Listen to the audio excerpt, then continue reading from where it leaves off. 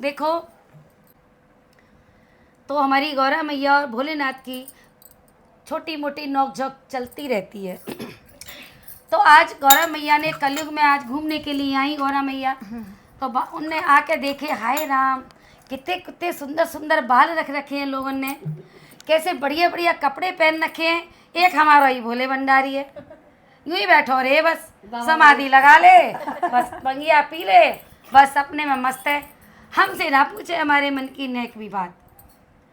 तो आज गौरा जी ने भोलेनाथ से कही, भोलेनाथ सुनो, हमारी कुछ बात मानोगे?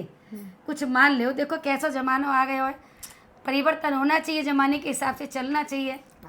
भोलेनाथ बोले, अच्छा आज बताओ तुम क्या चाहती हो गौरा, वही बताओ हम क्या करेंगे। तो गौरा कह रही, सुनो आप हमारी बात, आज आपको क्या क्या करना है, बात न टाल देना, जो कहूँ वही करना है बस।